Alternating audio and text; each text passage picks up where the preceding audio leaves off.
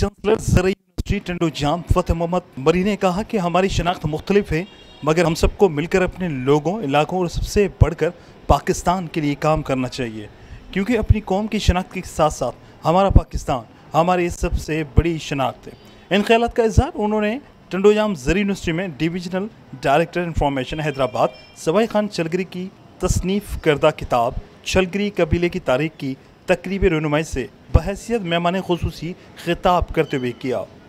उन्होंने सवाई खान चलगरी की जानिब से चलगरी कबीले की तारीख पर लिखी गई किताब पर बात करते हुए कहा कि सवाई खान चलगरी ने सख्त मेहनत से तहकीक करके किताब तहरीर की है, जो कि एंथ्रोपोलॉजी और रूरल सोशियोलॉजी में दिलचस्पी रखने वाले तालिबे इल्मों और तारीख के मौज़ूआत पर थीसिस लिखने वालों के लिए मुफीद साबित हो सकती है।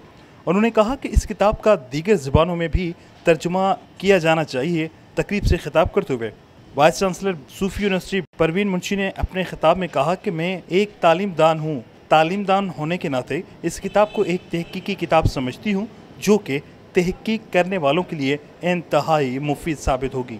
तकरीब से डिविजनल डायरेक्टर इंफॉर्मेशन हैदराबाद और किताब के मुसन्निफ सवाई खान चलगरी ने खिताब करते हुए कहा कि सिंध में छलगरी कौम का नाम गैर मारूफ था और अक्सर लोग मुझसे छलगरियों की तारीख के मुतल्लिक मालूम किया करते थे, जिसकी वजह से मैंने छलगरी कबीले की तारीख पर तहकीक करना शुरू की, जिसमें 10 साल का तवील अरसा लगा।